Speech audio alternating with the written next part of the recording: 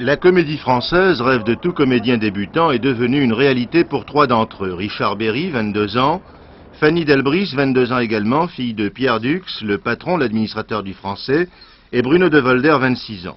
Le contrat qu'ils viennent de signer leur donne le titre de pensionnaire et 1800 francs par mois, plus un feu, un petit cachet, qui leur est alloué chaque fois qu'ils jouent.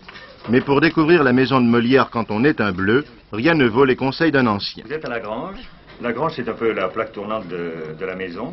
Quand on joue le soir, on est assis sur ses banquettes et on attend qu'on vienne nous dire que c'est à nous d'entrer en scène. Ça vous arrivera bientôt.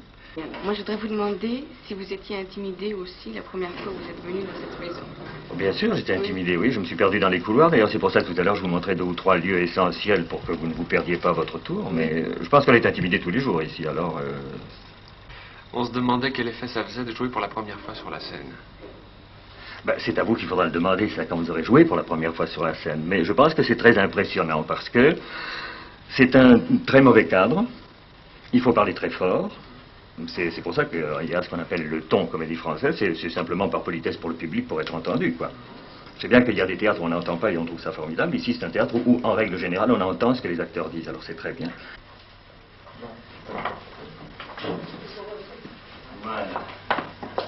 Voilà le tableau de service, ça c'est très important, il faut le regarder tous les jours parce que d'une part il peut y avoir des changements de spectacle. Vous voyez ici le dimanche 19 c'est marqué les femmes savantes, c'est rayé, c'est l'école des femmes. Alors il vaut mieux savoir qu'il y a un changement de spectacle. D'autre part vous avez ici les heures de répétition de chaque spectacle, mais enfin rassurez-vous, vous recevrez quand même toutes les semaines une feuille hebdomadaire qui vous dira ce que vous aurez à faire.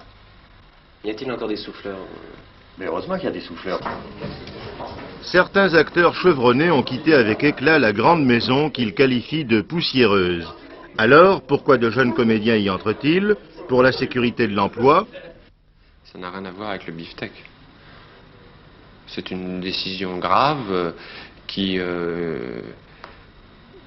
nécessite énormément de réflexion, mais ça n'a rien à voir avec l'appât du gain. Enfin, on est là pour 1 an, tout peut être remis en question au bout d'1 an, comme si on n'y était jamais rentré. C'est un départ, c'est un début. Pour une carrière, j'espère. Mais une carrière, tout dépend ce qu'on appelle carrière. Une carrière vedette, non. Une carrière répertoire, rôle de plus en plus intéressant, oui. Vous êtes la fille de Pierre Dux. Est-ce que le théâtre est héréditaire? Le théâtre, je pense, peut être héréditaire. Le talent, non. Et le nom, certainement pas. Vous allez donc essayer de vous faire un prénom ici, dans cette maison? Ben non, je vais essayer de me faire un nom, puisque j'en ai choisi un autre. 46. Devenir pensionnaire implique que l'on aille rendre une visite obligatoire au tailleur, ainsi qu'au perruquier de la comédie française, afin d'être prêt pour jouer les grands classiques. La parcelle va, je crois, non? Oui, rentrez dedans.